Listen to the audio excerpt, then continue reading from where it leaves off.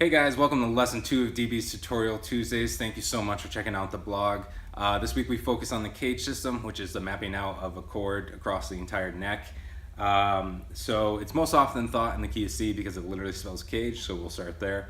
Obviously you probably know a C chord. If you wanted to play another C chord, you can move up to the replace your ring finger with your first finger and then make an A shape. So some of you probably even familiar with that bar chord shape. After the A comes the G. So you replace your ring finger with your first finger and you do that. Not the most practical voicing. I would never do that in an actual live setting, but it's good to know those notes are there for when you go to solo or even just placing a capo. Okay, so after your ring finger and your pinky, you can go to the E shape. Okay, again, these are all C chords. You just think of it as a C chord with an E shape, a C chord with a G shape. Okay, after the E shape, you can go up to the D shape, and after the D comes the C. So with a capo, that would look like this. Again, we got our C chord in open position. We'll capo the 3rd fret. Then you can make an A shape, okay? Then you can capo where your ring finger just was, or whatever finger was just holding that, middle finger. You can make a G shape, ring finger and pinky. If you replace those with the capo, you can then make an E shape, okay? Then if you replace the 10th fret, you can go with a D shape, and then finally at the 12th fret, it's just like having a guitar just up an octave. You just make a regular C chord, okay? Not practical, way up there, but good to know that that's there, especially when it comes to soloing. Great, so that's in the key of C, but it's always gonna follow that pattern, but it's not always gonna start on C. So for instance, you can also do it on G. After G comes E, after E comes D, after D comes C, okay? So you have those options for any chord, and that's the beauty of the cage system. It's not a big mystery. There's only 5 shapes that you'll ever play any chord with. You can't play a chord without using one of those shapes, okay? So it's really good to tackle. This week, we're diving into the G shape. So I'll demo how to play that in a second, but first we got to figure out how to place it. So again, in this week's blog, I mentioned that there are 2 natural half steps, E to F and B to C. So it's good to know where those are when you're counting up the 6th string, whether you're placing a bar chord or a cage shape. So for instance, the 6th string is an E, okay? E to F is a natural half step, so that means F would be the 1st fret. And now I'm gonna count up the string and just find all the natural notes. So here's F, G, F to G is a whole step. All of them are pretty much whole steps except for E to F and B to C. So G to A is definitely a whole step, A to B is a whole step, B to C is that other half step, so you're only going 1 fret away. D is a whole step, and E is a whole step. So now you're back where you started. Then you can go backwards, E, D, C, B, A, G, F, E, okay? The notes in between would be the accidental. So let's say I asked for a B flat, you could go E, F, G, A, B, and then B flat means lower, so it would actually be the 6th fret, okay?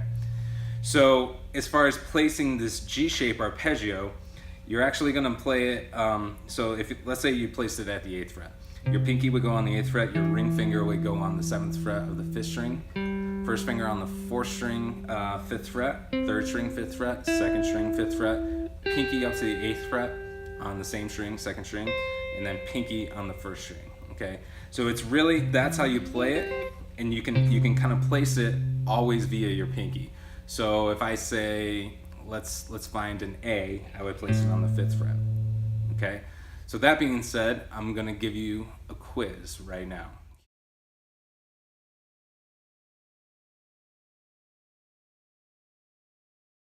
E, F, G, A, B, C, D.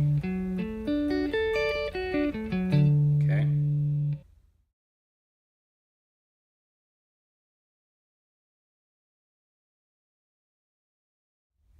E, F, G, A, flat. Okay.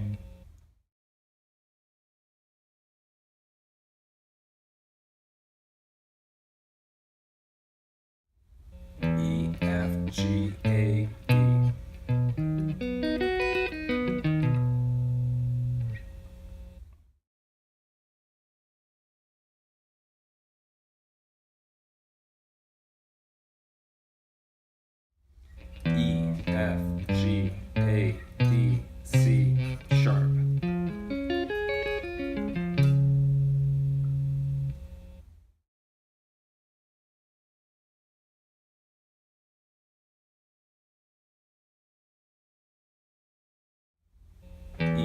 F, G, A, B, C, D, E, flat.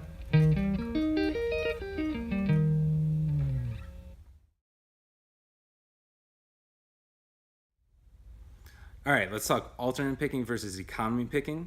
With alternating picking, it's completely based on the beat, so you're going down on the number and up on the and. So if you were to play this, you would have to hop over strings accordingly. So it'd be like 1 and 2 and 3 and 4 and 1 and 2 and... Okay?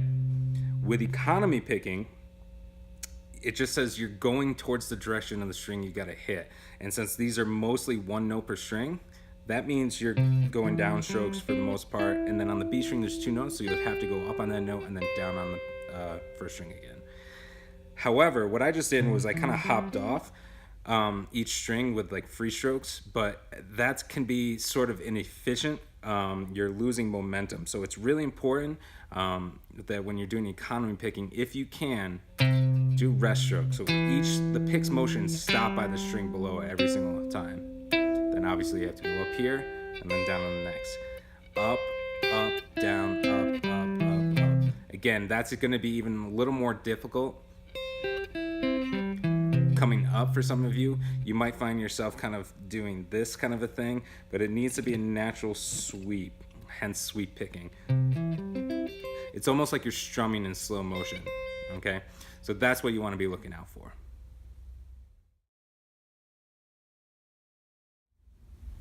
So now I'm going to demo the strum patterns just so you get an idea of what they sound like. First I'll demo it with just one chord, and then I'll go through a quick little progression. So the first strum pattern is this. 1, 2, and 3, 4, and 1, 2, 3, 4, and 1. So if I was to play that through a progression, you could, really you could do whatever you want. But I'm going to do one chord per bar, so it would be like 1, 2, and 3, 4, and 1, 2, and 3, 4. Okay? Number 2 will sound like this. 1, 2, and 3, and 4. 1, 2.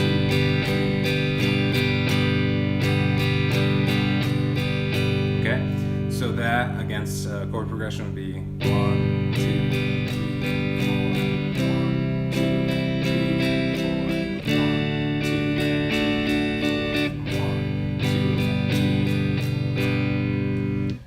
3 would be 1, 2, 3, 4. 1, 2, 3, 1, 2, 3, 4.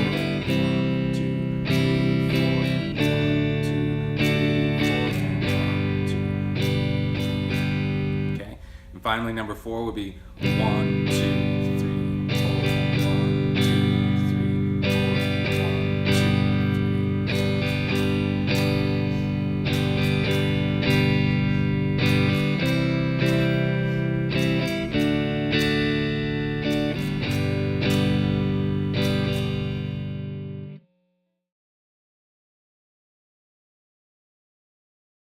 Now, if you're having trouble transitioning from chord to chord, I tend to give my students a cheat on something I like to call up strum on garbage.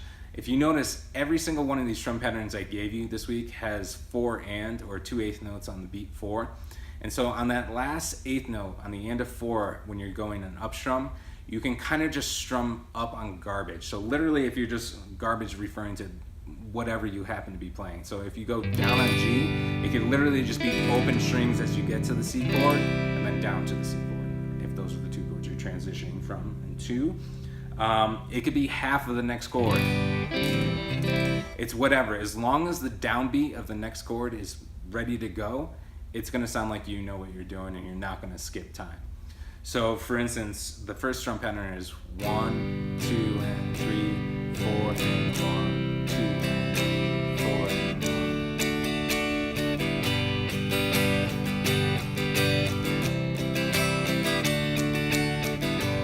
The faster you go, you might have to do that anyway. But the faster you go, it's harder to kind of detect.